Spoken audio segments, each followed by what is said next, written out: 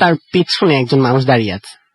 তো হঠাৎ ওই জায়গাটিতে একজন মানুষ মানে কোনো সাঙ্গ ছাড়া এভাবে দেখাটা অনেকটা আনফর্চুনেট ছিল, যার কারণে উনি মানুষটার কাছে গেলেন, কাছে গিয়ে জিজ্ঞেস করলেন যে আপনি এখানে কি করছেন এত রাতে।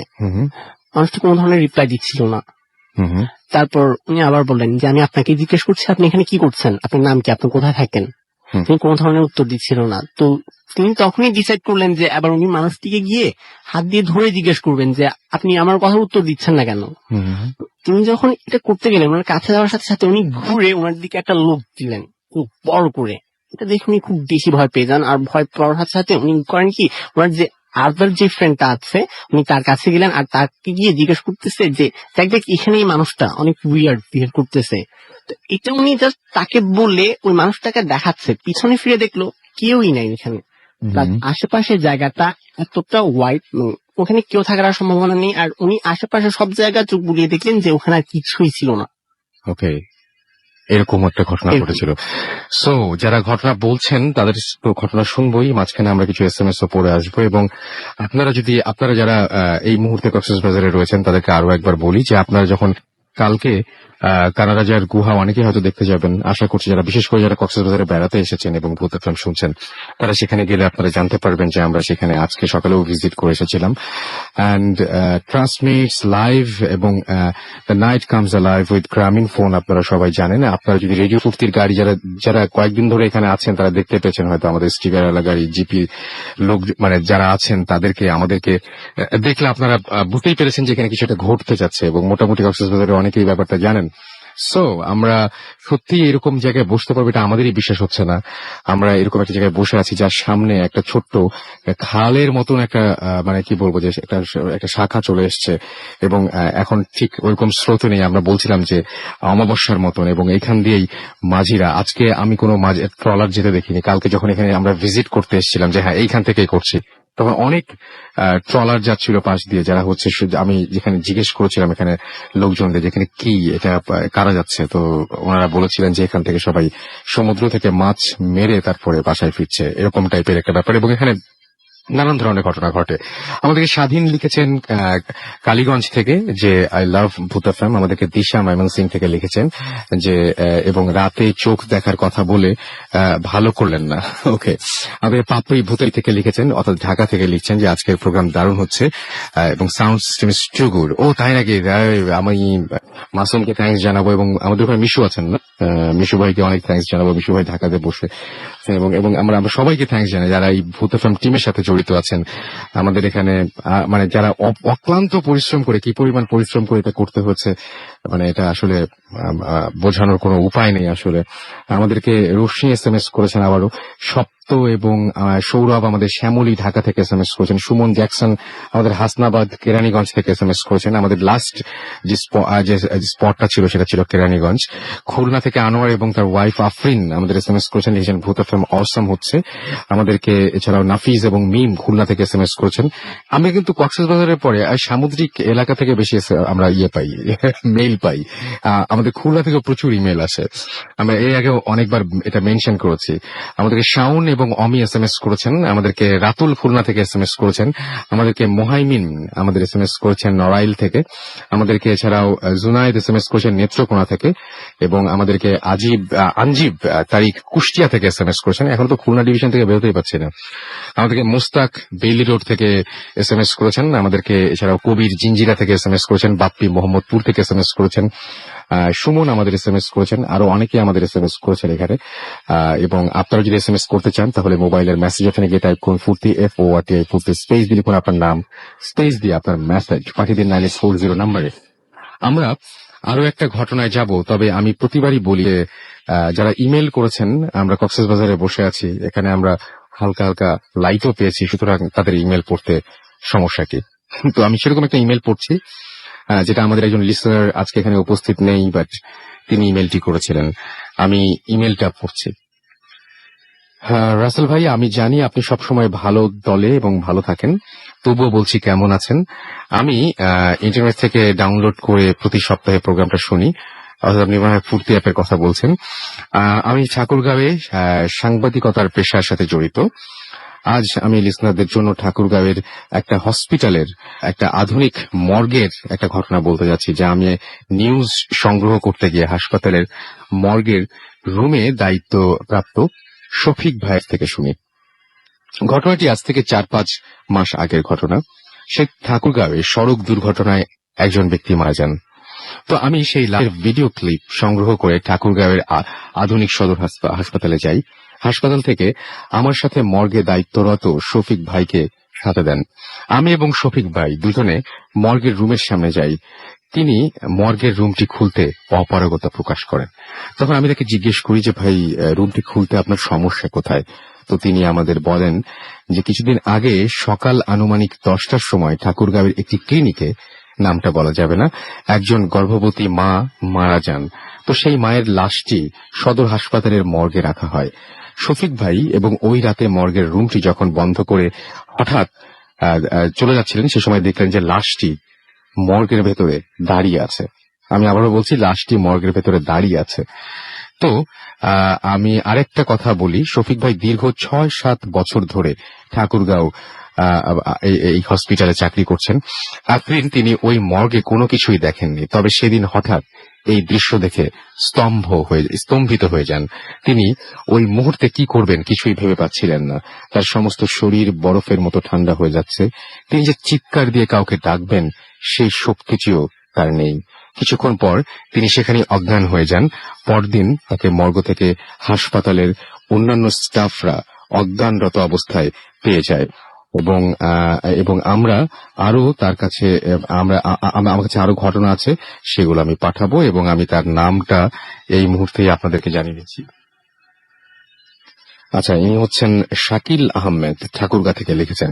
আপনার ভাই একদম হুবহু, কোনো কিছু কিন্তু ম্যানিপুলেট করি না আমরা, এবং করিওনি। নাহলে যদি করে থাকি কালকে নিউজ হবে। নিউজটা হচ্ছে এরকম যে কক্সবাজারে আমরা এসেছি।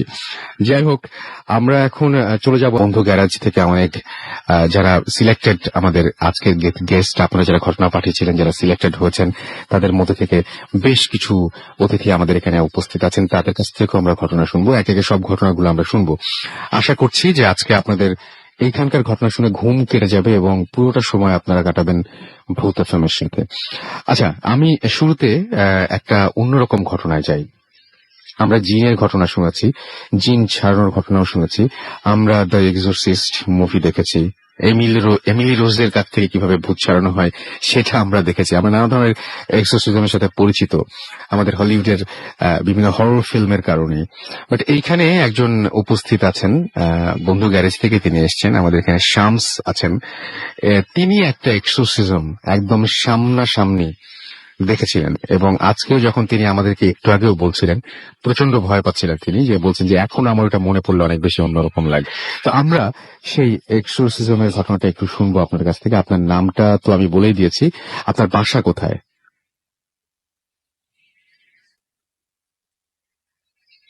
হ্যালো লিসেনার্স, আমি শামস, আমি খিলগাঁও থাকি। খিলগাঁও থাকেন। কেমন লাগছে আজকের পুরো পরিবেশটা, যে আপনি দেবের পাহাড়ে গেছেন, সবকিছু মিলিয়ে কেমন লাগছে? অসাধারণ লাগছে। আমি রেডিও এফএম, রেডিও ফুর্তি অ্যান্ড ভূত এফএম অ্যান্ড অবভিয়াসলি বন্ধু গাছকে থ্যাংক ইউ জানাতে চাই আমাদের এই সুযোগটা দেওয়ার জন্য। Thank you. আমরা তাহলে এখন ঘটনায় যাব। আপনার যে ঘটনাটা ঘটেছিল এটা কোথায় ঘটেছিল বেসিক্যালি? এটা ঘটেছিল বেসিক্যালি লন্ডনে। লন্ডনে কি হয়েছিল একটু বলবেন? আমি একদম আপনার সাথে আমি একটু শুরুতে বলে দেই যে একজন ফাদারের সাথে আপনার পরিচয় ছিল, রাইট? জি। এবং তিনি আপনার খুব স্বাভাবিক মানুষই তাকে মনে হতো। জি, হি ওয়াজ ভেরি জলি, খুবই অমায়িক ছিলেন, খুবই। আপনি বলছেন ম্যাক্সিমাম সময় কথা বলার সময় পিঠ চাপড়ে কথা বলতেন আপনার, এরকম? হ্যাঁ, আমার I don't know Y, but উনি আমার জোক খুব পছন্দ করতেন। তো যখন আমি একটা জোক বলতাম বা আমার সাথে কথাবার্তা বলতে উনি হাসতেন। তো অনেকটা আমার যেরকম আমাদের দাদা বা আমাদের গ্র্যান্ডফাদার যেভাবে আমাদেরকে পিঠ চাপড়ে বা আমাদেরকে সাবাসী দিয়ে কথা বলতো। কিন্তু যখন হচ্ছে আপনার সেই দিনটা আসলো যখন একদম মূল ঘটনাটা ঘটবে, সেই ঘটনার দিনে আপনার পুরোপুরি আপনি আবিষ্কার করলেন যে মানুষটি একেবারে অন্যরকম, আলাদা একজন মানুষ, রাইট? অবশ্যই আমরা ঘটনাটা শুনবো এবং ঘটনাটা একটু লম্বা, যার জন্য একটা ব্রেক নিতে হবে আমাদের, এবং ব্রেকের পরে আমরা আবারও ফিরে আসবো। আমাদের সঙ্গেই থাকুন, কোথাও যাবেন না, এবং আশা করছি যে পুরো সময়টা আপনারা অনেক বেশি এনজয় করবেন। স্টে টিউনড, রেডিও ফুর্তি, অ্যান্ড ডোন্ট স্টপ দ্য ফুর্তি।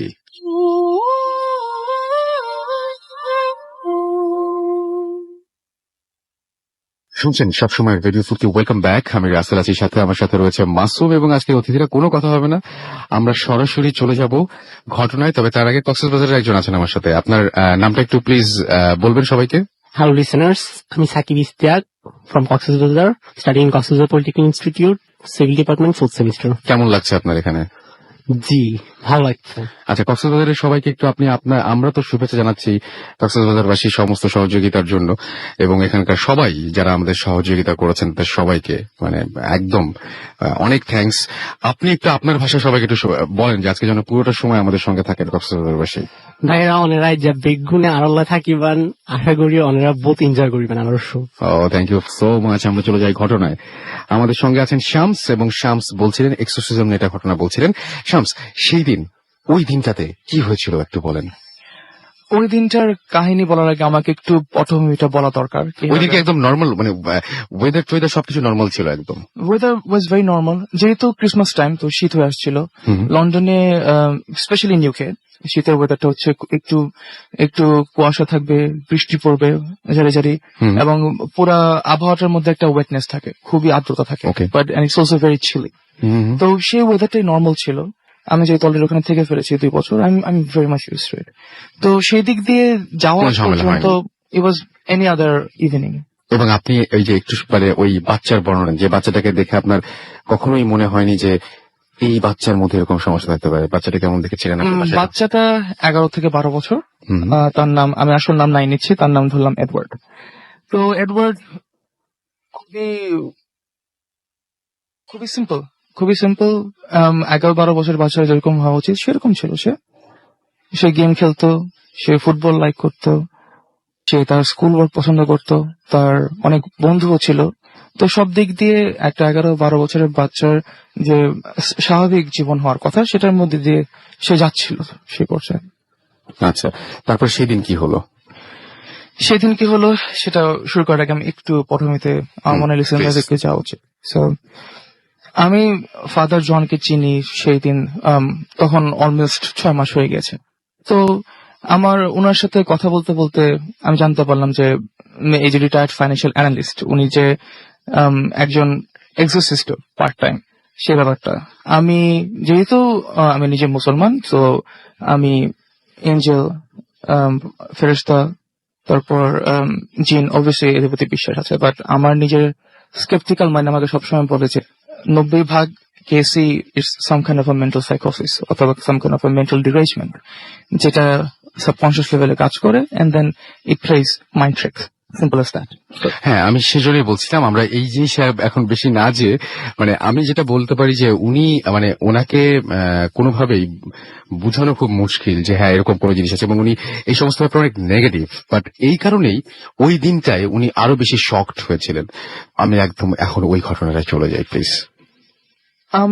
আমি আর ফাদার জন আমরা সেই বাসায় গেলাম, তখন সন্ধ্যা 7টার মতো হয়ে গিয়েছে। তো আমরা বাসায় গেলাম। বাসায় যাওয়ার পর সেই ভাষাটা খুবই ন্যাচারাল, সেটার মধ্যে কোনো কোনো ভৌতিক ছিল না, খুবই কন্টেম্পোরারি মডার্ন ভাষা।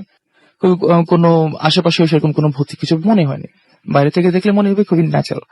তো আমরা ভিতরে গেলাম, ভিতরে গিয়ে ওর বাপমা, এডওয়ার্ডের বাপমা আমাদেরকে গ্রিট করলো।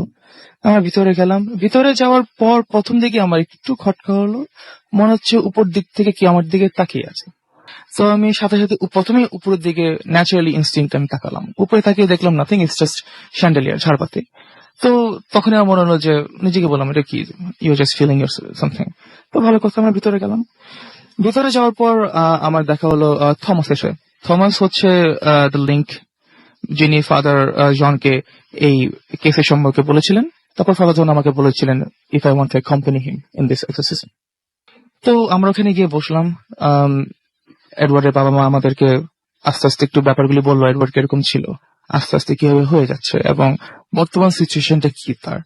তো আমরা যখন গিয়েছিলাম সেই পর্যায়ে এডওয়ার্ড একদম ডিপ্রেসড, সে স্কুলে যেতে চায় না, সে রুম থেকে বেরোতে চায় না, এন্ড সে রাতে ঘুমাতে পারে না, সে উঠে যায়, এন্ড তার পুরো অবয়বটার মধ্যেই যেন কিছু তাকে কুড়ে কুড়ে খাচ্ছিল, এরকম মনে হচ্ছে। তাদের বাপ মা আমাদের যেভাবে বলতে চেয়েছিল ব্যাপারটা।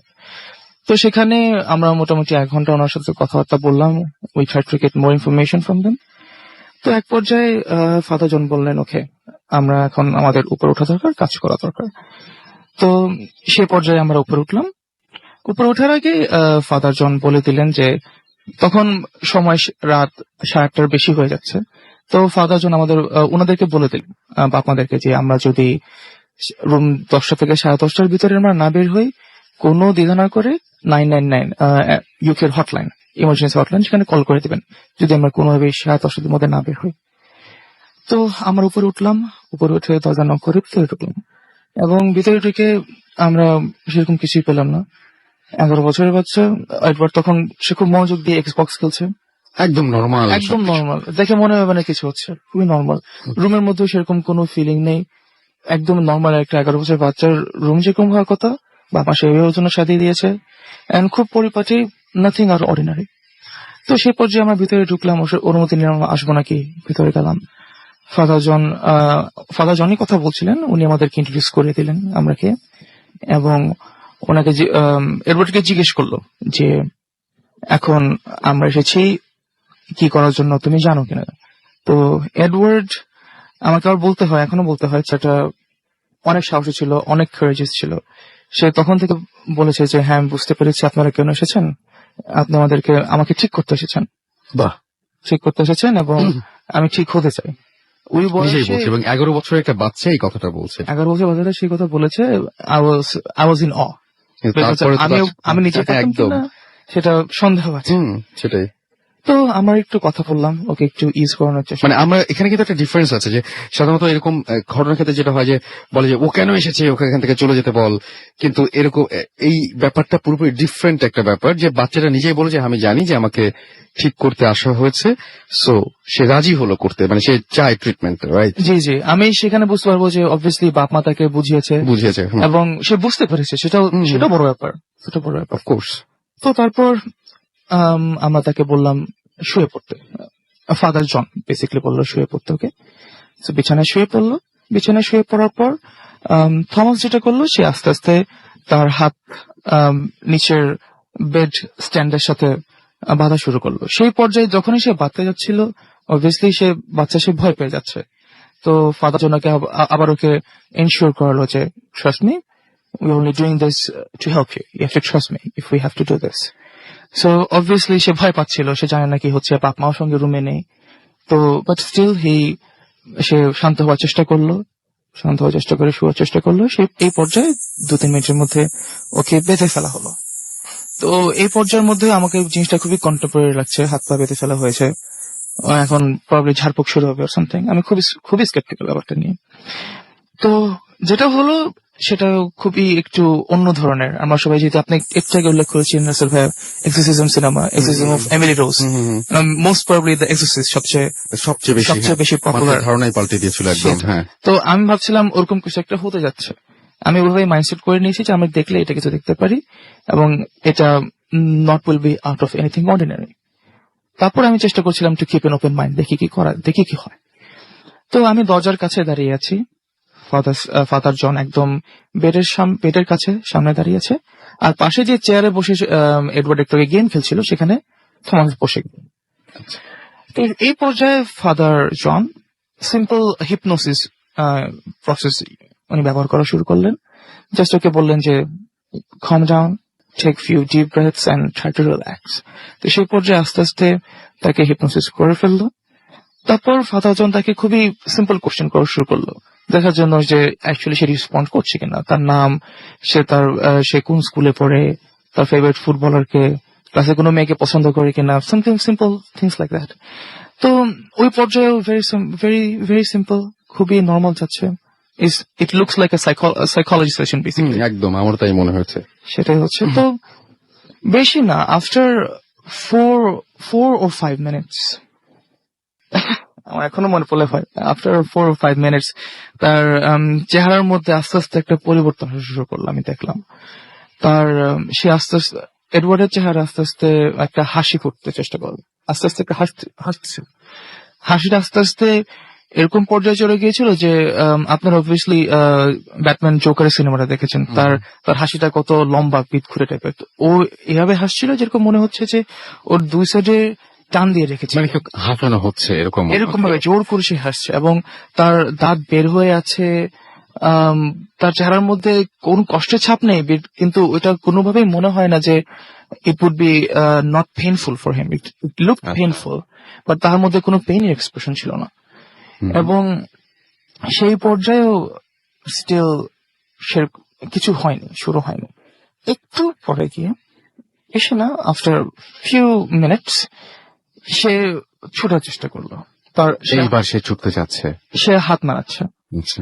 এই পর্যায়ে কিন্তু ফাদার জন কিচ্ছু বলছেন না। ও একটা জিনিস আমি একটু মেনটেন করতে চাই লিসেনারদের জন্য।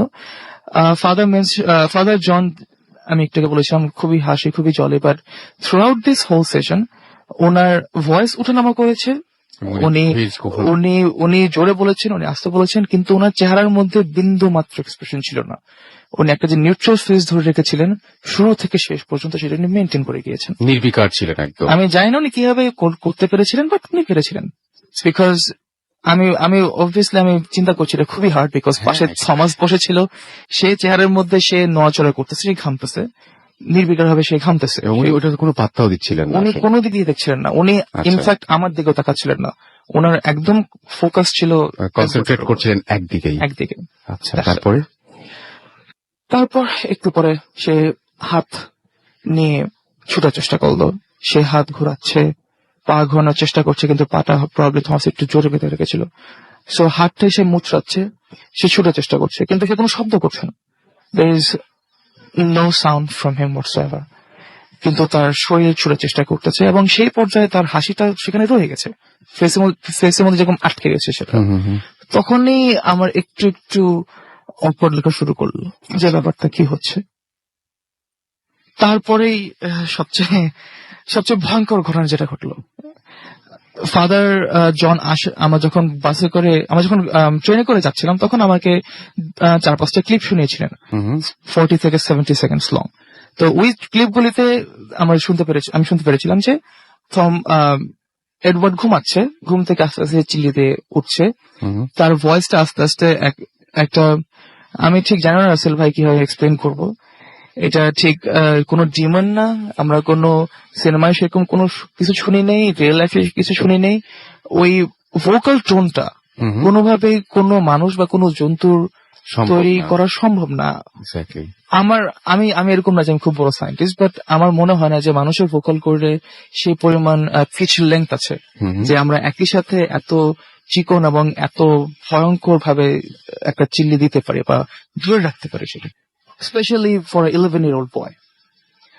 তো সেই চিল্লিটাই তখন শুনতে পেলাম, এবং ওই চিল্লি শোনার পর আমি প্রথমে একটু সিরিয়াসলি ভয় পাই, বিকজ সে চিল্লাচ্ছে।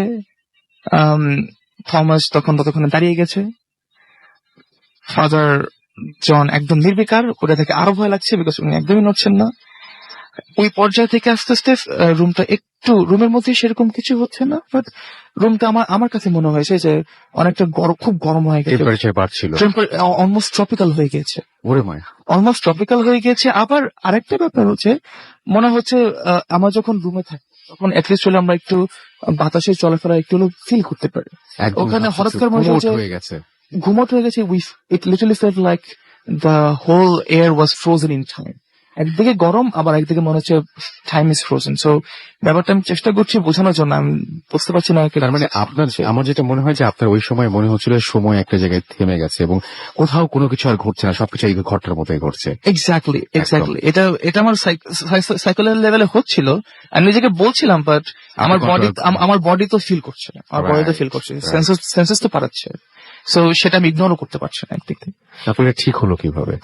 ঠিক হয়নি, জিনিসটা আরো বাজে হয়ে গেল। যেটা হলো যে ফাদার জন তার সাথে কমিউনিকেট করার চেষ্টা করলো, সে ইংলিশে বলার চেষ্টা করলো, যে কথা বলার চেষ্টা করলো তার সাথে। এডওয়ার্ড বলে ডাকছিল, অন্য কিছু বলে না।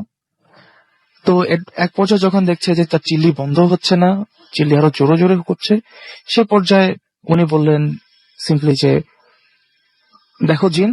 উনি জিন শব্দটা স্পেসিফিক্যালি ইউজ করেছেন, যেটা আমার কাছে খুব শকিং লাগছে। He is a Catholic, so devil use করার কথা, বাট উনি স্পেসিফিক্যালি জিন শব্দটা ইউজ করেছে। উনি ইংলিশ বলেছেন, বাংলায় বলে দিচ্ছি, দেখো জিন, তোমার প্রতি আমার কোনো ইন্টারেস্ট নেই, আমি জানতে চাই না তুমি কোথা থেকে এসেছো, কি করেছো।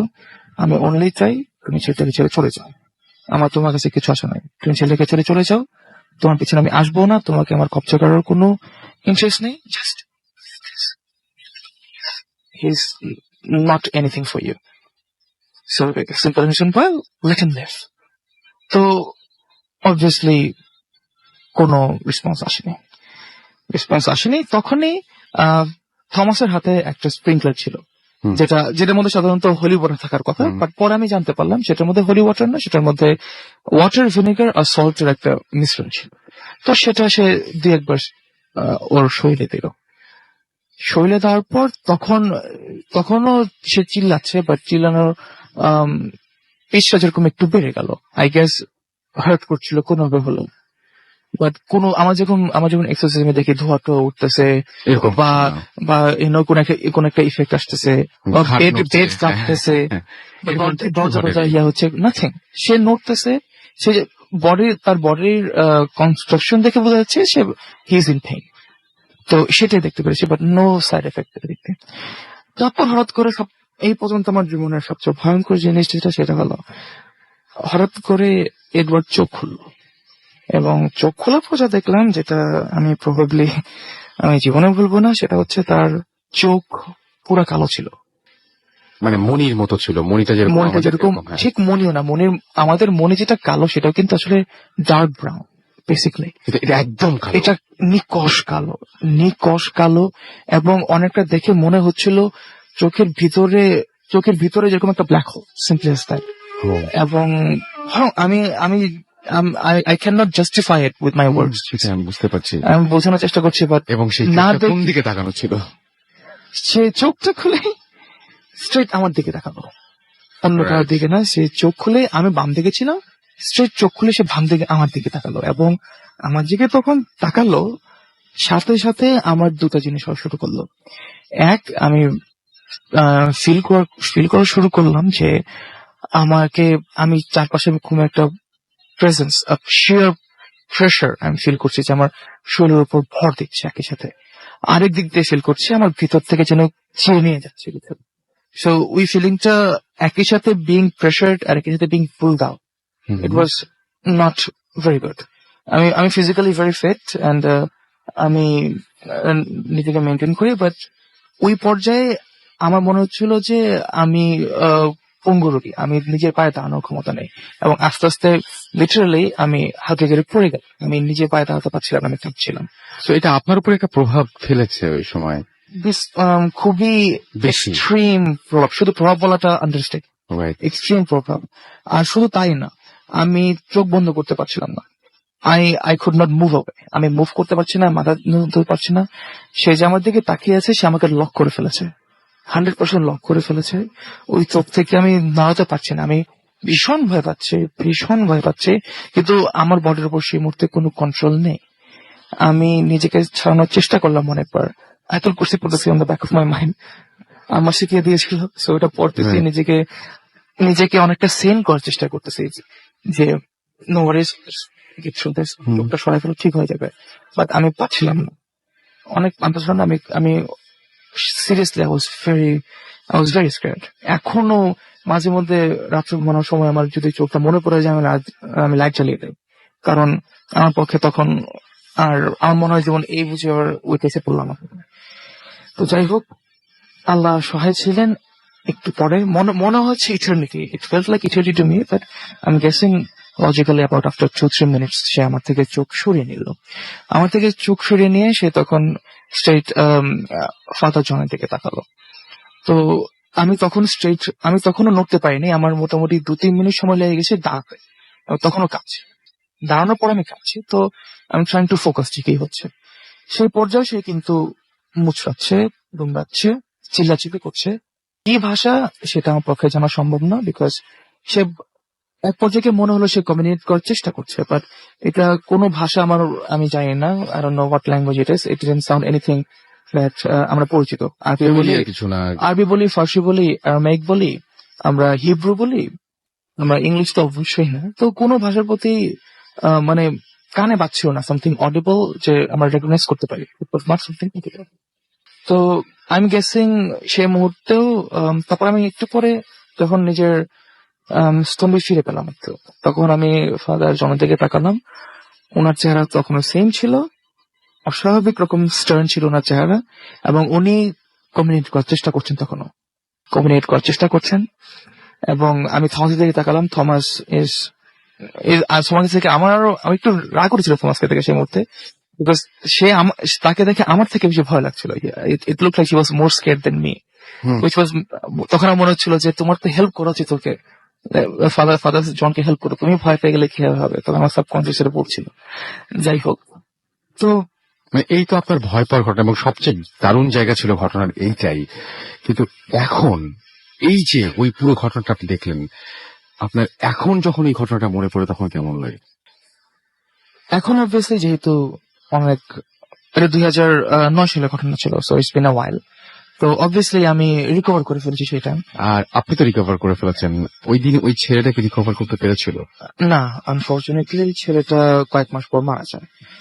তো এটা বলার জন্য আমি একটু যদি শেষ করতে পারতাম, বেসিক্যালি যা হয়েছিল একটা পর্যায়ে গিয়ে যে ফাদার জন কোনোভাবেই তাকে কমিউনিকেট করতে পারছিল না, so he was doing everything he could, সে চেষ্টা করছিল তাকে ছাড়ানোর জন্য, এবং উনি কতগুলি টেকনিক ইউজ করলেন ছাড়ানোর জন্য। এক পর্যায়ে জিনটা, বললামই জিন, তিনি জিন বলেছেন, জিনটা কিছু একটা বললো, যেটা মনে হয় ফাদার জন বলেছেন, কিন্তু আমাকে পরে বলেননি, মনে উনি বুঝতে পেরেছেন কিছু একটা বলেছে। তারপর এডওয়ার্ড মুখটা একটু হার মতো করলো, বড় হানা, জাস্ট মনে হয় একটু, আমরা যখন মুখ দিয়ে শ্বাস নেই সেরকম একটু মুখ বড় করলো, এবং তার মুখ থেকে 1 সেকেন্ডের মধ্যে কিছু একটা উঠে চলে গেল। ওটার কোনো শ্যাডো ছিল না, কোনো একটা লাইটও ছিল না, আমি বুঝতে পারছি না, but something just left out and just went away. এবং ওই পর্যায়ে তখনই আমাকে ফাদার জন বললেন, ডাক্তার নিচে কল করো, অ্যাম্বুলেন্স এখনই নিয়ে আসো।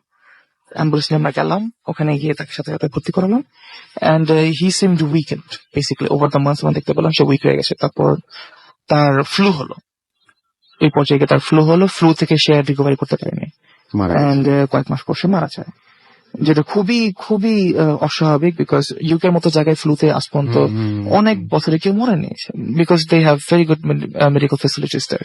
সামান্য একটা ফ্লুতে তো কিছু হওয়ার কথা না, বাট ইটস ভেরি আনফরচুনেট। আমার এখনো মন খারাপ লাগে সেটার জন্য যে সে মারা গিয়েছিল। তো হ্যাঁ, মানে আমি আরো একবার রিপিট করতে চাই জায়গাটা, আমার কাছে অসম্ভব লেগেছে। চোখের বর্ণটা একবার জানি। জি, চোখের বর্ণ আমার এখন মনে করা লাগছে। তো বেসিক্যালি চোখটা ছিল পুরোপুরি কালো, এবং আমাদের চোখের মনির মতো কালো না, চোখের মনি থেকে আরো বেশি কালো, যেমন ব্ল্যাক হোল, যেমন ওটার ভেতর থেকে যেন কোনো আলো রিফ্লেক্ট হওয়ার উপায় নেই, এবং চোখের মধ্যে একটা গভীরতা ছিল, যেটা মনে হয় যেমন একটা ইটার্নাল ডার্ক অ্যাবিসের মতো, যে মানে সবকিছু যেন শুষে নিতে চায়। আমাকে যেমন মনে হচ্ছিল শুষে নিতে পারে যেন সে, তিনি নেওয়ার চেষ্টা করছিল, চোখ থেকে সেরকম মনে হচ্ছিল। আর চোখের মধ্যে কোনো অনুভূতি ছিল না, চোখের মধ্যে কোনো এক্সপ্রেশন ছিল না, বাট তাছাড়াও ওই চোখের মধ্যে একটা ইন্টেন্সিটি ছিল, মারাত্মক এক ইন্টেন্সিটি ছিল, যেটা আমি বলে বোঝানোর চেষ্টা করছি, বাট আই গেস আমি পাচ্ছি না। আপনি বলে বোঝানোর চেষ্টা করবেন না, কারণ ভাই ও বোনেরা আমরা দুইবার বলেছি, যে রিপিট করেছি। সো আশা করা যায় এরপরে আপনারা আজকে রাতে বা কোনো একটা দিন এরকম একটা চোখ দেখে ফেলতেই পারেন, স্বপ্নে অথবা জাগরণে। আপনাকে অনেক ধন্যবাদ। Thank you very much. এবং আপনি অনেক কষ্ট করে এসেছেন, সারাদিন জার্নি করে এসেছেন, এবং এখনো পর্যন্ত আপনি ঘটনা বলছেন ক্লান্তিহীন ভাবে। আপনাকে অনেক ধন্যবাদ। থ্যাংক ইউ রাসেল ভাই, থ্যাংক ইউ ব্রুত এফএম। সো আমরা আবারও আরেকটা ঘটনা যাব, এবং আমাদের সঙ্গে এখন উপস্থিত আছেন এই মুহূর্তে। আপনার নামটা একটু আরেকবার বলবেন সবাইকে। Hello listeners, this is Sakib Istiak again. আচ্ছা, সাকিবের আমরা ঘটনা শুনবো। সাকিব কক্সবাজারের ছেলে, এবং আমি কক্সবাজারের সমস্ত কক্সবাজারবাসীকে অনেক ধন্যবাদ দিতে চাই। এবং আমরা কিন্তু আপনারা পেয়ে যাবেন আমাদেরকে, আসলে কক্সবাজার থেকে কানাডাজার গুহা এর মধ্যে কোনো একটা জায়গায় আমাদের পেয়ে যাবেন আপনারা।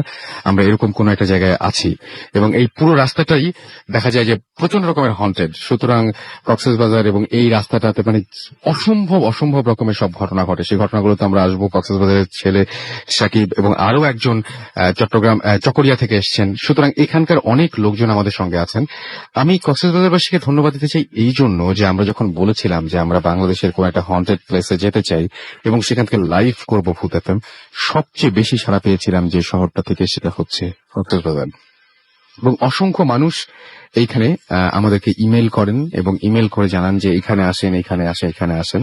এবং কক্সবাজারের বিভিন্ন ধরনের যে সমস্ত মানে সৌন্দর্য তো আছেই, তার সাথে যে এইরকম ধরনের কিছু ঘটনা থাকতে পারে, হঠাৎ করে রাতের বেলায় এরকম ধরনের ঘটনা মানে রাতের বেলায় এই সমস্ত আজব ঘটনা করতে পারে, এরা আসলে কারা? আপনারা প্রথমে একটা হিস্ট্রি শুনেছিলেন, এরা কি সেই ইতিহাসের কোন চরিত্র?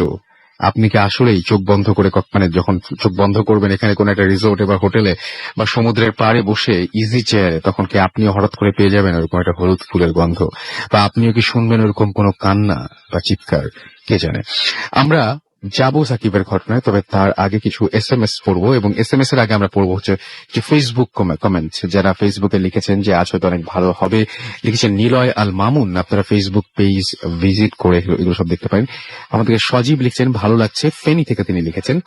আমাদেরকে বাইজিদুল হক লিখেছেন আমি আছি এট কক্সবাজার উইথ ভূত FM, এবং আমাদেরকে লিখেছেন এক মুঠো স্বপ্ন, ভাইয়া ভূত FM খুব ভালো লাগছে। আমাদেরকে বিপ্লব লিখেছেন ভূত FM ইজ দ্য বেস্ট। কেন বললেন ভাই, লাইভ করি জন্য নাকি? আচ্ছা, আমাদেরকে এছাড়াও আরো অনেকেই SMS করছেন এবং অনেকে আমাদেরকে ইমেল করছেন। আপনারা যেটা করবেন সেটা হচ্ছে মোবাইলের মেসেজ আপনাকে টাইপ করুন ফুর্তি FORTI ফুর্তি, স্পেস দিয়ে লিখুন আপনার নাম, স্পেস দিয়ে আপনার মেসেজ, এবং আপনার পাঠিয়ে দিন 9840 নাম্বারে। কিছু নিলে কিছু দিতে হয়, তো আমরা দিয়ে দিব আপনাদের একটা ফুর্তির অ্যাপে যে লিংক, সেই লিংকটা আপনারা SMS পাঠালে পেয়ে যাবেন। আর যারা আমাদের সাথে ইমেল করতে চান, ইমেল করবেন মোবাইলের, আপনারা ইমেল অ্যাড্রেসটি একটু জেনে রাখুন। আমাদের ইমেল অ্যাড্রেস হচ্ছে bhutfm@fuርቲ.fm। আমরা এখন যে কথা বলতে পারছি রে অনেক, সারাদিন যে পরিমাণ ঘোরাঘুরি করেছে এবং কালকে থেকে যেটা শুরু হয়েছে আমাদের উপরে, এখনো সুন্দর মানে এখনো যে ভালোভাবে সবকিছু করতে পারছে, এটা কক্সবাজারবাসী এবং আপনাদের সবার দোয়া। এছাড়া আপনারা আমাদের সাথে ফেসবুকে কানেক্টেড থাকতে পারেন www.facebook.com/radio.furti, অথবা চলে যেতে পারেন www.facebook.com/bhutfm.russell। সো এই সমস্ত পেজে গিয়ে আপনারা কমেন্ট করুন, লাইক দিন আমাদের, এবং আপনারা জানিয়ে দিন আপনাদের সমস্ত অনুভূতির কথা। আমরা চলে যাব একটা ছোট্ট বিরতিতে, এবং বিরতির পরে ফিরে আসবো সাকিবের গল্পে। সেই পর্যন্ত আমাদের সাথে থাকুন। স্টে টিউনড রেডিও ফুর্তি এন্ড ডোন্ট স্টপ ফুর্তি। ভূত FM, the night comes alive.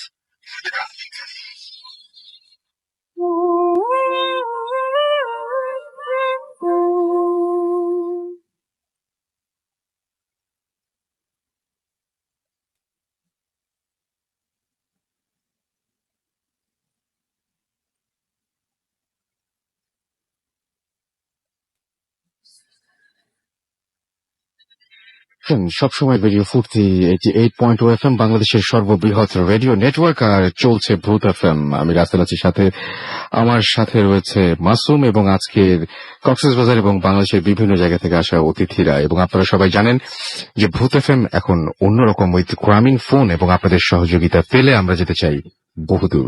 ঠিক যেভাবে সহযোগিতার হাত বাড়িয়ে দিয়েছেন আমাদের দিকে কক্সবাজারবাসী, ঠিক সেভাবে বাংলাদেশের প্রতিটি প্রান্তে আমরা যেতে চাই ভূত FM নিয়ে। এবং এই মুহূর্তে আমাদের সাথে উপস্থিত আছেন কক্সবাজারের ছেলে সাকিব। এবং আপনার বাসাটা কোথায় একটু আমাদেরকে বলবেন? জি, আপনার বাসাটা কোথায় আরেকবার বলতে হবে। হ্যাঁ, কক্সবাজার পানি উন্নয়ন বোর্ড।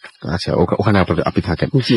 সো আপনাদের এই এলাকায় এমনিতেই নানান ধরনের ভয়ঙ্কর ঘটনা ঘটে আপনি বলছিলেন, এবং আপনাদের বাসার আশেপাশে অনেক ঘটনা ঘটে আপনি বলছিলেন।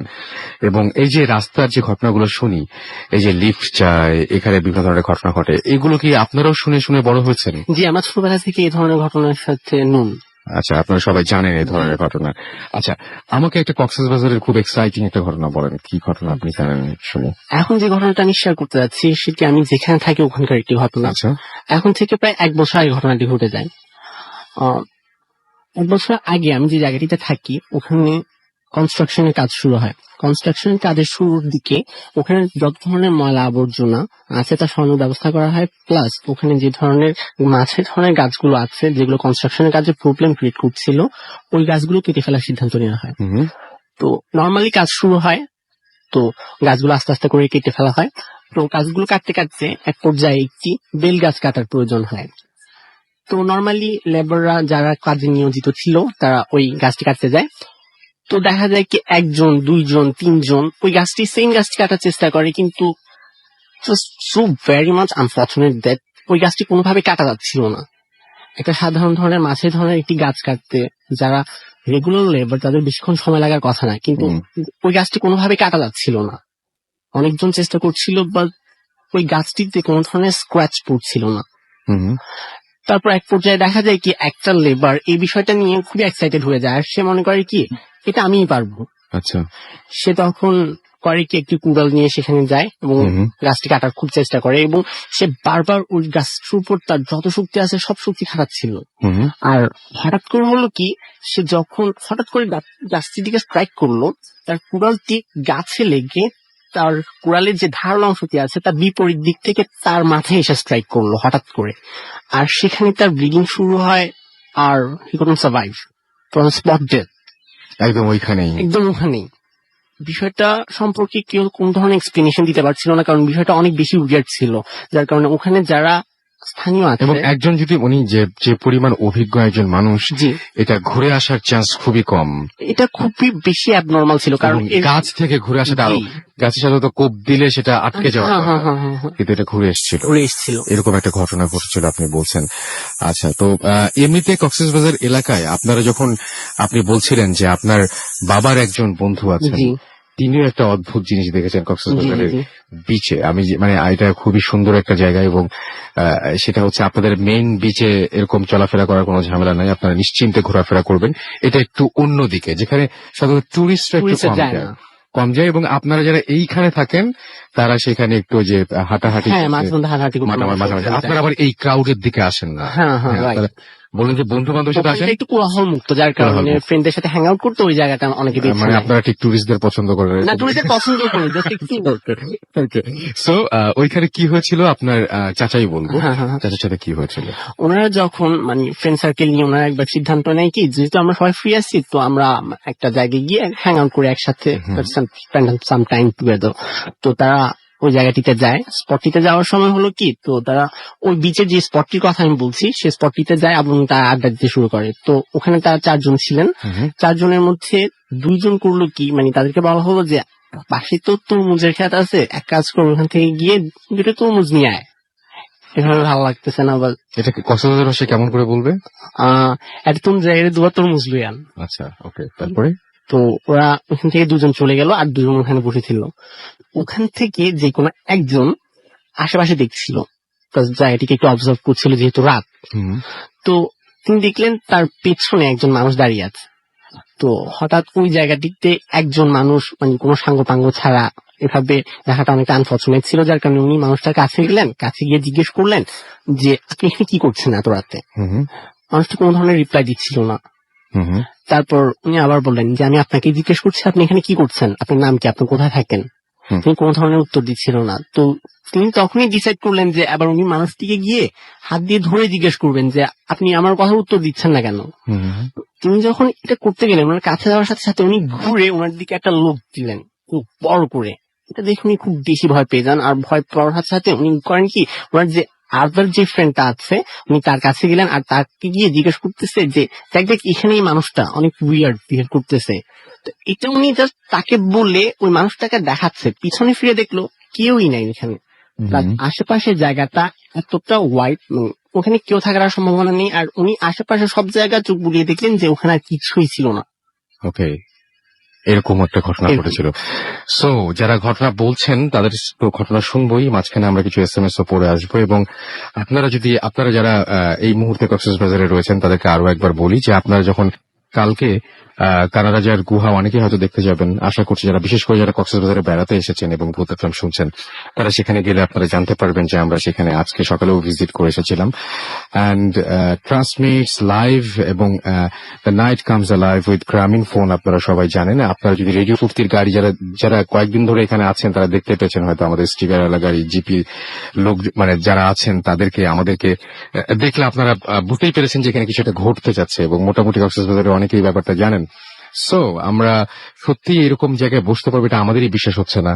আমরা এরকম একটা জায়গায় বসে আছি যার সামনে একটা ছোট্ট খালের মতন একটা মানে কি বলবো যে একটা শাখা চলে এসছে, এবং এখন ঠিক ওইরকম স্রোত নেই। আমরা বলছিলাম যে অমাবস্যার মতন, এবং এইখান দিয়েই মাঝিরা, আজকে আমি কোনো ট্রলার যেতে দেখিনি, কালকে যখন এখানে আমরা ভিজিট করতে এসেছিলাম যে হ্যাঁ এইখান থেকেই করছি, তখন অনেক ট্রলার যাচ্ছিল পাশ দিয়ে, যারা হচ্ছে আমি যেখানে জিজ্ঞেস করেছিলাম এখানে লোকজনদের যেখানে কি এটা কারা যাচ্ছে, তো ওনারা বলেছিলেন যে এখান থেকে সবাই সমুদ্র থেকে মাছ মেরে তারপরে বাসায় ফিরছে, এরকম টাইপের একটা ব্যাপার। এবং এখানে নানান ধরনের ঘটনা ঘটে। আমাদেরকে স্বাধীন লিখেছেন কালীগঞ্জ থেকে যে আই লাভ ভূত এফএম। আমাদেরকে দিশা ময়মনসিং থেকে লিখেছেন যে এবং রাতে চোখ দেখার কথা বলে ভালো করলেন না। ওকে, আমাদের পাপড়ি ভূতের থেকে লিখেছেন, অর্থাৎ ঢাকা থেকে লিখছেন যে আজকের প্রোগ্রাম দারুণ হচ্ছে এবং sound system is too good. ও তাই নাকি, আমি মাসুমকে থ্যাঙ্কস জানাবো এবং আমাদের ওখানে মিশু আছেন না, মিশু ভাইকে অনেক থ্যাঙ্কস জানাবো। মিশু ভাই ঢাকাতে বসে এবং এবং আমরা সবাইকে থ্যাঙ্কস জানাই যারা এই ভূত এফএম টিমের সাথে জড়িত আছেন। আমাদের এখানে মানে যারা অক্লান্ত পরিশ্রম করে, কি পরিমাণ পরিশ্রম করে এটা করতে হচ্ছে, মানে এটা আসলে বোঝানোর কোনো উপায় নেই আসলে। আমাদেরকে রশ্মি এসএমএস করেছেন আবারও, সপ্ত এবং সৌরভ আমাদের শ্যামলী ঢাকা থেকে এসএমএস করেছেন, সুমন জ্যাকসন আমাদের হাসনাবাদ কেরানীগঞ্জ থেকে এসএমএস করেছেন। আমাদের লাস্ট যে স্পটটা ছিল সেটা ছিল কেরানীগঞ্জ। খুলনা থেকে আনোয়ার এবং তার ওয়াইফ আফরিন আমাদের এসএমএস করেছেন, লিখেছেন ভূত এফএম অসম হচ্ছে। আমাদেরকে এছাড়াও নাফিজ এবং মিম খুলনা থেকে এসএমএস করেছেন। আমরা কিন্তু কক্সবাজারের পরে সামুদ্রিক এলাকা থেকে বেশি আমরা পাই, মেইল পাই। আমাদের খুলনা থেকে প্রচুর ইমেল আসে, আমরা এর আগে অনেকবার এটা মেনশন করেছি। আমাদেরকে শাওন এবং অমি এসএমএস করেছেন, আমাদেরকে রাতুল খুলনা থেকে এসএমএস করেছেন, আমাদেরকে মোহাইমিন আমাদের এসএমএস করেছেন নড়াইল থেকে, আমাদেরকে এছাড়াও জুনায়েদ এসএমএস করেছেন নেত্রকোনা থেকে এবং আমাদেরকে আঞ্জিব তারিখ কুষ্টিয়া থেকে এসএমএস করেছেন। এখন তো খুলনা ডিভিশন থেকে বেরোতেই পারছি না। আমাদেরকে মোস্তাক বেইলি রোড থেকে এসএমএস করেছেন, আমাদেরকে এছাড়াও কবির জিঞ্জিরা থেকে এসএমএস করেছেন, বাপ্পি মোহাম্মদপুর থেকে এসএমএস করেছেন, সুমন আমাদের এসএমএস করেছেন, আরো অনেকে আমাদের এসএমএস করেছেন এখানে। এবং আপনারা যদি এসএমএস করতে চান তাহলে মোবাইলের মেসেজ ওখানে গিয়ে টাইপ করুন ফুর্তি FORTI ফুর্তি, স্পেস দিয়ে লিখুন আপনার নাম, স্পেস দিয়ে আপনার মেসেজ পাঠিয়ে দিন 9840 নাম্বারে। আমরা আরো একটা ঘটনায় যাব, তবে আমি প্রতিবারই বলি যারা ইমেল করেছেন, আমরা কক্সবাজারে বসে আছি, এখানে আমরা হালকা হালকা লাইটও পেয়েছি, সুতরাং তাদের ইমেল পড়তে সমস্যা কি? তো আমি সেরকম একটা ইমেল পড়ছি যেটা আমাদের একজন লিসনার আজকে এখানে উপস্থিত নেই, বাট তিনি ইমেলটি করেছিলেন। আমি ইমেলটা পড়ছি। রাসেল ভাই, আমি জানি আপনি সবসময় ভালো দলে এবং ভালো থাকেন, তবুও বলছি কেমন আছেন। আমি ইন্টারনেট থেকে ডাউনলোড করে প্রতি সপ্তাহে প্রোগ্রামটা শুনি, অর্থাৎ আপনি মনে হয় ফুর্তি অ্যাপের কথা বলছেন। আমি ঠাকুরগাঁওয়ে সাংবাদিকতার পেশার সাথে জড়িত। আজ আমি লিসনারদের জন্য ঠাকুরগাঁওয়ের একটা হসপিটালের একটা আধুনিক মর্গের একটা ঘটনা বলতে যাচ্ছি, যা আমি নিউজ সংগ্রহ করতে গিয়ে হাসপাতালের মর্গের রুমে দায়িত্বপ্রাপ্ত শফিক ভাইয়ের থেকে শুনি। ঘটনাটি আজ থেকে 4-5 মাস আগের ঘটনা। সে ঠাকুরগাঁওয়ে সড়ক দুর্ঘটনায় একজন ব্যক্তি মারা যান। তো আমি সেই লাইভ ভিডিও ক্লিপ সংগ্রহ করে ঠাকুরগাঁওয়ের আধুনিক সদর হাসপাতালে যাই। হাসপাতাল থেকে আমার সাথে মর্গে দায়িত্বরত শফিক ভাইকে সাথে দেন। আমি এবং শফিক ভাই দুজনে মর্গের রুমের সামনে যাই। তিনি মর্গের রুমটি খুলতে অপারগতা প্রকাশ করেন। তখন আমি তাকে জিজ্ঞেস করি যে ভাই, রুমটি খুলতে আপনার সমস্যা কোথায়? তো তিনি আমাদের বলেন যে কিছুদিন আগে সকাল আনুমানিক 10টার সময় ঠাকুরগাঁওয়ের একটি ক্লিনিকে, নামটা বলা যাবে না, একজন গর্ভবতী মা মারা যান। তো সেই মায়ের লাশটি সদর হাসপাতালের মর্গে রাখা হয়। শফিক ভাই এবং ওই রাতে মর্গের রুমটি যখন বন্ধ করে হঠাৎ চলে যাচ্ছিলেন, সে সময় দেখলেন যে লাশটি মর্গের ভেতরে দাঁড়িয়ে আছে। আমি আবারও বলছি, লাশটি মর্গের ভেতরে দাঁড়িয়ে আছে। তো আমি আরেকটা কথা বলি, শফিক ভাই দীর্ঘ 6-7 বছর ধরে ঠাকুরগাঁও এই হসপিটালে চাকরি করছেন। আফরিন তিনি ওই মর্গে কোনো কিছুই দেখেননি, তবে সেদিন হঠাৎ এই দৃশ্য দেখে স্তম্ভিত হয়ে যান। তিনি ওই মুহূর্তে কি করবেন কিছুই ভেবে পাচ্ছিলেন না। তার সমস্ত শরীর বরফের মতো ঠান্ডা হয়ে যাচ্ছে। তিনি যে চিৎকার দিয়ে কাউকে ডাকবেন সেই শক্তিটিও তার নেই। কিছুক্ষণ পর তিনি সেখানে অজ্ঞান হয়ে যান। পরদিন তাকে মর্গ থেকে হাসপাতালের অন্যান্য স্টাফরা অজ্ঞানরত অবস্থায় পেয়ে যায় এবং আমরা আরো তার কাছে আমার কাছে আরো ঘটনা আছে, সেগুলো আমি পাঠাবো এবং আমি তার নামটা এই মুহূর্তেই আপনাদেরকে জানিয়ে দিচ্ছি। আচ্ছা, ইনি হচ্ছেন শাকিল আহমেদ, ঠাকুরগাঁ থেকে লিখেছেন। আপনার ভাই একদম হুবহু, কোনো কিছু কিন্তু ম্যানিপুলেট করি না আমরা, এবং করিওনি, নাহলে যদি করে থাকি কালকে নিউজ হবে। নিউজটা হচ্ছে এরকম যে কক্সবাজারে আমরা এসেছি। যাই হোক, আমরা এখন চলে যাব আমাদের পরবর্তী ঘটনায়, এবং আমাদের সঙ্গে এই মুহূর্তে আরো একজন আছেন, জিপি অর্থাৎ গ্রামীণ ফোন বন্ধু গ্যারাজের। আমরা সবাই আপনাদের কাছে আপনারা জানেন যে ঘটনা চেয়েছিলাম। আমরা এতক্ষণ কক্সবাজারের সাকিবের কাছ থেকে ঘটনা শুনে, এখন আমাদের বন্ধু গ্যারাজের এখানে রবিন, রাইট? রবিন এখানে আছেন আমাদের এখানে। এবং রবিন, আপনি আপনার আগে পরিচয় দেন, আপনি কোথা থেকে এসেছেন, কি অবস্থা? হ্যালো লিসেনার্স, আমি রবিন, আমি ঢাকা মিরপুরে থাকি। সো বন্ধু গারাজের একটা মানে কন্টেস্টের মাধ্যমে আজকে আমি এখানে এসেছি। সো আমি আপনাকে একটু কোয়েশ্চেন করি, আপনি যখন আসলে আমাদেরকে অনেকটা এটা কমপ্লেইন আছে যে আমরা মনে হয় ইমেল পড়ি না, আপনি যখন বন্ধু গ্যারাজে ঘটনাটা পাঠাচ্ছিলেন তখন আপনি ভেবেছিলেন যে আপনারটা পড়া হবে না? আপনার মধ্যে কিরকম কনফিউশন ছিল, নাকি আপনি একেবারে শিওর ছিলেন যে না আমরা পড়বো এবং আপনি সিলেক্টেড হবেন যদি আপনার ঘটনা আমাদের ভালো লাগে? কি মনে হয়েছিল? হ্যাঁ, অবভিয়াসলি একটা যে কন্টেস্ট যেহেতু মানে অ্যারেঞ্জ করা হচ্ছে, অবভিয়াসলি তো এটা জাস্ট ফেলে দেওয়ার জন্য না, আপনার হয়তো বা পড়বেন। সো ওই চিন্তাটা করেই লেখা যে যে আমার গল্পটা হয়তো বা মানে পাঠালে যদি আপনারা পড়েন, ভালো লাগলে অবভিয়াসলি আমি হয়তো বা ডাক পেতে পারি। Very much. এন্ড আপনি আজকে কেমন এনজয় করছেন? হ্যাঁ, খুব অসাধারণ আসলে, মানে যেটা চিন্তাও করিনি ওরকম, খুব তার চেয়েও ভালো একটা। তো আপনি তাহলে সবাইকে বলেন যে আপনারা বেশি বেশি করে ঘটনা পাঠাবেন, যারা এরপরে আমরা নেক্সট যেখানে যাব সেখানে আসতে হলে ইটস আ ভেরি মানে ইজি প্রসেস, না? একদম একদম একদম ইজি প্রসেস, জাস্ট ভেরি মানে ও জাস্ট ওয়েতে যেভাবে দেওয়া আছে ওভাবে করলে আপনার গল্প যদি ভালো লাগে অবভিয়াসলি আপনি খুব ইজিলি চলে আসতে পারবেন। এবং রেডিও ফুর্তি এবং গ্রামীণ বন্ধু কাজের ওদের মানে অ্যারেঞ্জমেন্ট খুবই ভালো। আচ্ছা, তো আমরা বেশি আবার কত ভালো বলতে গেলে আপনারা খুঁজে পেয়ে যাবেন। আমরা চলে যাব এখন ঘটনায়। এন্ড যে ঘটনাটা আমরা শুনবো সেই ঘটনাটা একটু বলবেন, মানে প্রেক্ষাপটটা শুনি আগে, কোথাকার ঘটনা এটা? প্রেক্ষাপটটা হচ্ছে যে আমাদের মানে আমি যে বাসায় থাকতাম আগে, ওই বাসার এক মানে আমাদের উপরতলায় যে বড় ভাই থাকতেন, ওই বড় ভাইয়ের মানে মানে স্টোরিটা আর কি, মানে উনি উনার লাইফে উনি এই জিনিসটা এক্সপিরিয়েন্স করেন এবং একটা রাতে উনি যখন আমরা বসেছিলাম, ইলেকট্রিসিটি ছিল না, তখন এই ব্যাপারটা শেয়ার করে আর কি। দেন মানে আমি মানে আমার খুবই ইন্টারেস্টিং লাগে, মানে খুবই কনফিউজিং ছিল আর কি এন্ডিংটা, যে কি হচ্ছিল আসলে। ঘটনাটা শুরু হয় যে এরকম, ওনারা মানে আই মিন একটা ভ্যাকেশনে, উইন্টার ভ্যাকেশনে ওনারা মানে ওনাদের যে সাকিব ভাই ছিলেন ওনাদের গ্রামের বাড়িতে যাবেন। ওনার চাচা মানে এই টাইমটাতে একটু শিকার করেন পাখিটাকে, এরকম টাইপ কিছু একটা। তো ওনার ফ্রেন্ডদেরকে নিয়ে বলেন কাহিনীটা যে শিকারে যাব, তো ওরা খুব এক্সাইটেড ফিল করে। এন্ড ওনারা চারজন, উনি সহ চারজন আর কি, ওনারা ওনাদের গ্রামের বাড়ির দিকে যান আর কি। তো যেতে যেতে সন্ধ্যার মতো হয়ে যায়, অলমোস্ট মানে সন্ধ্যার দিকে হয়ে যায়, পৌঁছে যায়। তো পৌঁছানোর পর আসলে ওরা বাড়িতে, সাকিব ভাইয়ের বাড়িতে ওঠার পর আরেকটা ফ্রেন্ড ছিল ওনার রাহাত, উনি খুব এক্সাইটেড ছিলেন যে কখন শিকার যাবো, খুব একটা মানে এক্সাইটমেন্ট ছিল তার মধ্যে। তো এর মধ্যে মানে চাচা আসেন, যার সাথে শিকারে যাওয়ার কথা। তো ওনার সাথে পরিচয় হয়। তো উনি জাস্ট একটা মানে এসে বলেন যে নর্মালের মতো যে হবে এত দূর থেকে শিকারের জন্য আসছো, অবভিয়াসলি আসা তো ফোন হবেই, অ্যারেস্ট করো, আমরা তো সময় হলে তখনই যাওয়া হবে। তো ওরা মানে জাস্ট ফ্রেশ হয়ে চিল করছিল। দেন 11টার মতো তখন বাজে রাত। তো চাচা বললেন যে গেট রেডি, আমরা এখন যাবো ওই দিকটায়, আমরা যেখানে আমাদের যাওয়ার কথা আসলে।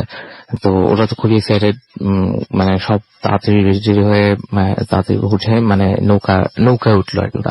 ওরা মানে একটা যে ডেস্টিনেশনটা সেটা হচ্ছে মানে নদীর মাঝে একটা চরে। তো ওই চরে ওরা নৌকায় ওঠার পর মানে সবাই মিলে যাচ্ছে। তো কিছু দূর যাওয়ার পর মানে খাল দিয়ে বের হতে হয় আর কি নদীতে। সো যাওয়ার পর মানে একদম নিশ্চুপ চারিদিকে, তখন বেরোতে 11:30 মতো বেজে গেছে আর কি। তো নদীর পানির আওয়াজ আর আসলে বাতাসের আওয়াজটা তেমন কিছু ছিল না, খুব একটা মানে শিকার করতে যাচ্ছে, বাট একটা পরিবেশটা ছিল এরকম, একটা গা ছমছমে একটা এনভায়রনমেন্ট ছিল আর কি মুহূর্তে তখন। তো তারা আসলে ওই মানে কি বলে নৌকায় চাচার সাথে কথা বলতে খুব মানে একটা এক্সাইটমেন্ট নিয়ে মজা করতে যাচ্ছিল। আর আজকে এখানে অমাবস্যা হলো, ওখানে ওই দিন আসলে পূর্ণিমা ছিল। হ্যাঁ, একদম সবকিছু পরিষ্কার ছিল আশেপাশে। তো ঘন্টাখানেকের পরে আর কি তারা ওই চরে পৌঁছানোর পর ওরা নৌকা থেকে নামার পর নামে, এন্ড চাচা নৌকাটা সাইড করে রাখেন। তো ওরা মানে এখানে কাশবন ছিল, ওই কাশবনের দিকে যাচ্ছিল। আর বুঝতেই পারছে না যে মানে সে কি শিকারে যাচ্ছে, কেন যাচ্ছে, বা কি মানে মানে মেইন প্ল্যানটা কি, কোনো ধারণা ছিল না, বুঝতে পারছে না যে কি হবে আসলে। দেন যাওয়ার পর ওরা কাশবনে একটা জায়গায় বসে, শিকার জন্য যেরকম নিশ্চুপ একটা ভাবে মানে কি বল প্লেস করতে হয়, যে বসতে হয়, তো ওরকম ভাবে করছে। আর ওই সময় একটা জিনিস মেনশন করা হয়নি যে তাদের সাথে মানে আমি রাইফেল ছিল যে শুট করবে শিকারের জন্য। তো উনি ওটা ঠিকঠাক করছেন, বুলেট চেক করছেন যে করবে কিনা। তো কিছুক্ষণ ওখানে মানে ওনাদের বসার পরে কিছুক্ষণ পরে হঠাৎ একটা মানে আওয়াজ আসতে থাকে। তো আওয়াজটা দূর থেকে ফার্স্টে মানে পরিচিত না হলেও কাছে আসার পর মনে হচ্ছিল যে মানে কোন একটা পাখি আর সামথিং এরকম কিছু একটা আওয়াজ হচ্ছে। তো একটু পরেই ওনারা দেখতে পাচ্ছে যে একটা সাইড থেকে মানে সাদা এক ঝাঁক কিছু একটা আসছে, এবং মানে জিনিসটা দেখে মনে হচ্ছে যে একদম মানে সাদা কোনো একটা চাদর আকাশে ভেসে আসছে। তো মানে ওরা কনফিউজ ছিল যে আকাশ থেকে এরকম পূর্ণিমার মধ্যে সাদা কি ভেসে আসছে। তো খুব কাছে আসা আগ পর্যন্ত মনে হচ্ছে একটা সাদা চাদর লাইক বাতাসে উঠলে যেরকম হয় ওরকম, কিন্তু কাছে আসা পর বুঝতে পারছে একঝাক মানে বকের মতো সাদা বক ওরকম টাইপ মানে এসে ওর চারে মানে ওরা বসলো। তো তখন মানে ওরা আসলে বুঝতে না পেরে চাচা যখন দেখলো যে ওরা কনফিউজ যে কি ব্যাপার এত রাতে, তো চাচা তখন আসলে মানে ডিসক্রাইব করলো যে এই পূর্ণিমার সময়টাতে এই বকগুলো আসলে এই চরে আসে কোন একটা রিজনটা তারা জানে না, বাট এই হিসেবে আসলে মানে শিকার করা যায় হয়তো বা কোনো কিছু ট্র্যাপ দিয়ে বা বন্দুক দিয়ে। তো চাচা তখন প্রস্তুতি নিচ্ছে। বাট ভাইয়া যেটা বলেছিল যে উনি একটা জিনিস খেয়াল করে যে মানে পাখি সাধারণত বসলে একটা নর্মালি বসে, লাইক তারা একটা সার্কেল হয়ে মাঝখানে একটা স্পেস রেখে এরকম ভাবে সাধারণত বসে না। তো ওইখানে মানে এরকম একটা সিচুয়েশন ছিল যে মাঝখানে মানে বসে মাঝখানে একটু স্পেসের মতো ছিল, লাইক মানে এটা উইয়ার্ড লাগছিল দেখতে, আসলে এত অর্গানাইজ তো পাখিতে হওয়ার কথা না। তো চাচা যখন প্রস্তুতি নিচ্ছে তো কিছু মানে হঠাৎ করে দেখতেছে যে মাঝখান থেকে কিছু একটা হয়তো বা রেস করতেছে লাইটের মতো। তো ওই মানে সাদা একটা লাইট আস্তে আস্তে জিনিসটা রেস করে ওদের ওখান থেকে মাঝখান থেকে, এবং জিনিসটা আস্তে আস্তে রেস করতে করতে একটা পর্যায়ে গিয়ে জিনিসটা একটা শেপ নিয়ে নেয়, লাইক মানে পুরাই মানে শেপ যেটা বলা হয় যে মানুষের মতো ওরকম একটা শেপ নিয়ে নেয়। তো ওরা জিনিসটা বুঝতেই পারছিল না, ইভেন মানে চাচা নিজেও খুব অবাক হয়ে তাকিয়েছিল যে মানে কি হচ্ছিল আসলে ওখানে, হোয়াট ইজ হ্যাপেনিং। দেন মানে হঠাৎ করে জিনিসটা যখন মানে রেস করলো একটা শেপ নিয়ে নিল আস্তে আস্তে, মনে হচ্ছে যে ওটা ওদের দিকে ধীরে ধীরে খুব মানে মানে এত জায়গার মধ্যে ওরা লুকিয়েছে তাও ওদের দিকেই জিনিসটা মানে আসছিল খুব ধীরে ধীরে। ওরা মানে এই জিনিসটা নিয়ে সবাই খুব মানে আস্তে আস্তে মানে খুব ফ্যাকাশ হয়ে যাচ্ছিল, কেউ তো কাউকে দেখার মতো কোনো অবস্থাই ছিল না। তো সাকিব ভাই নিজের যে এক্সপিরিয়েন্সটা বললেন যে উনি মানে এরকম একটা সময় মানে হঠাৎ যখন মানে মনে হচ্ছে যে কাছে আসছে, উনি জাস্ট মানে জিনিসটা মানে নিতে না পেরে মানে উনি জাস্ট সেন্সলেস হয়ে যায় ওই জায়গাটায় সেন্সলেস হয়ে যায়। এন্ড মানে তারপর ওনার যখন জ্ঞান ফেরার পর উনি জাস্ট দেখেন যে উনি ওনার মানে গ্রামে যে বাড়িতে গিয়েছিলেন জার্নি করে, ওখানেই তিনি উঠেছেন এবং টাইমটা সন্ধ্যায়, যে সন্ধ্যায় ওরা পৌঁছেছিলেন ওই সন্ধ্যারই একটা টাইম উনি ওখানে উঠলেন, এবং ওনার বন্ধুরা বলছে কি ব্যাপার মানে এতক্ষণ ধরে কইছিলি, তোকে ডাকাডাকি করছি, আমরা তো শিকারে যাব। তো উনি জিনিসটা আসলে মানে মেলাতেই পারছিলেন না যে উনি মানে এটা উনি টোটালি শিওর যে এটা কোনো স্বপ্ন বা কিছু ছিল না, উনি এক্সপিরিয়েন্স করে আসছেন। কিন্তু ওখানে এনভায়রনমেন্টে উনি এমন ভাবে বলতেছে যে কিছু আমরা শিকারে যাবো আর সামথিং, বা কই ছিল তখন আমরা ডাকাডাকি করতেছি, তো ওনার কোনো হুঁশি ছিল না এরকম টাইপ। তো উনি নিজে আসলে একটা ধাঁধার মধ্যে যে আমি কি আসলে কি হলো আমার সাথে। দেন উনি এতটাই মানে স্ক্যার ছিলেন যে ভয় পেয়ে গেছিলেন উনি, আর মানে ওই সময় উনি তো জাননি ওনার ফ্রেন্ডদেরকেও মানে উনি যেতে দেননি। এন্ড মানে ওই শিকারে যাওয়ার যে প্ল্যানটা ছিল যে উনি যাবেন, ওই শিকারে যাওয়াটাই উনি ক্যান্সেল করে দেয় আর কি। ওনারা জাস্ট একদিন থেকে পরের দিন সকালে রওনা দিয়ে চলে আসেন আর কি। ওকে, আপনাকে অনেক ধন্যবাদ। এবং আমি আরো একবার আপনাদের সবাইকে জানিয়ে দিই, আপনারা শুনছেন সবসময় রেডিও ফুর্তি, আর বলছে এই সময় ভূত FM। আমি রাসেল আছির সাথে, আমার সাথে রয়েছে মাসুম এবং আজকের অতিথিরা। তো যাই হোক, আমি এর মধ্যে কক্সবাজারে আরো একজনকে পেয়ে গেছি। আপনি একটু আমাকে বলবেন, এদিকে আসেন, আপনি আমাকে একটু বলেন তো দেখি যে এই যে রাস্তাঘাটে আমরা শুনি যে অনেক সময় লিফট চায়, এই ব্যাপারটা আসলে কি? এক ড্রাইভার মাছ নিয়ে যাওয়ার পথে এক শিশু, একদম বাচ্চা শিশু লিফট চাই। তখন ওই শিশুর এমন অবস্থা, ওই ড্রাইভার যখন ধরতে যায় পুরোপুরি পরিপূর্ণ একটা পুরুষের মতো আওয়াজ। তখন ওই ভয় পেয়ে যায়। একটা শিশুর আওয়াজ তো স্বাভাবিক হবে, কিন্তু ওইরকম না। তো ওই ধরনের ঘটনায় এরকম ধরনের ঘটনা এখানে রেগুলার ঘটে, রেগুলার ঘটে এবং মেয়েও দেখা যায় মাঝে মধ্যে। মাঝে মাঝে মেয়েও দেখা যায়। এবং এই রাস্তায় মাঝে মাঝে ড্রাইভারদের কাছে এরকম ধরনের সবাই লিফট চায়। হ্যাঁ, লিফট চাই, আবার আলো চলে যায় গাড়ির। গাড়ির আলো চলে যায় মানে বুঝি নাই। রাইডের আলো চলে যায়। আচ্ছা, রাস্তায় তখন যখন ওই সময়টায় আলো বন্ধ হয়ে যায়। কালকে আমাদের একবার বন্ধ হয়েছিল, তবে এটা অন্য কারণ ছিল, কারণ গ্যাস শেষ হয়ে গেছিল, তেলে আমাদের কনভার্ট করতে হয়েছে। কালকে আমাদের লাইট একবার অফ হয়েছিল, এটা অবশ্য একেবারে ওইরকম কিছু না, আমরা ওই স্পট দেখে ফিরছিলাম আর কি। সে সময় হঠাৎ করে যেখান থেকে আমরা শো করছি সেখান থেকে ফেরার সময় আমরা হঠাৎ করে দেখলাম যে আমাদের লাইটটা অফ হয়ে গেল এবং আমরা সবাই একসাথে ভয় পেয়ে গেলাম। তবে আমাদেরকে আশ্বস্ত করে আমাদের ড্রাইভার সাহেব জানালেন যে গ্যাস ফুরিয়ে গেছে, এখন তেলে চলতে হবে। যাই হোক, আপনি একটু আপনার নামটা একটু প্লিজ বলবেন প্লিজ। লিচেনার, আমি বিলাস বিশ্বাস বলছি। আপনি এখানেই থাকেন? হ্যাঁ, আমি কক্সবাজার থাকি। আচ্ছা, আমি আপনাদের পাহাড়ের চূড়ায় একটা বাসা আছে, আমি কোনো ঠিকানা কিছু বলছি না, একটা ঘর আছে, হ্যাঁ। সেখানে আপনি বলছেন যে ওইখানে নাকি আপনারা মাঝে মাঝে মানুষজনদের কাজ টাজ করতে দেখেন, এরকম মানে সেটা অনেকদিন ধরে পরিত্যক্ত অবস্থায় পড়ে হ্যাঁ, আছে? পরিত্যক্ত অবস্থায় পড়ে। কত বছরের পুরনো বিল্ডিং হতে পারে ওইটা? এটা আপনার ওই বিল্ডিংটা আপনার বাংলাদেশ স্বাধীনের আগে করছে। স্বাধীনের আগে করেছে। এবং এখন ওই বিল্ডিং এ কি ইলেকট্রিসিটি আছে? না, ইলেকট্রিসিটি নাই, না। মানুষজন যাওয়া আসাও করে না। না। কিন্তু মাঝে মাঝে কি দেখেন আপনারা রাতের বেলা? মাঝে মাঝে আমি নিজেই দেখছি ওইখানে, যেটা হচ্ছে আপনার হঠাৎ করে রাতে অফিসে যখন উঠছি তখন দেখি কি একটা আছে, আপনার একটা মহিলা ওইখানে বসা। আমি লাইট মেরে কাছে গেছি, কাছে যাওয়ার পরে মহিলাটা পিছন থেকে প্রায় আমার পাহাড়ের পর থেকে 100 ফিট নিচে পড়ে গেছে। আচ্ছা, 100 ফিট নিচে পড়ে গেছে। পড়ে যাওয়ার পরে আমি হঠাৎ করে করলাম, দৌড়িয়ে মানে আমার অফিসের ভিতর চলে গেলাম। চলে যাওয়ার পরে আমি লাইট মেরে পরে আর কিচ্ছু পাই না, কোনো কিছুই দেখি না।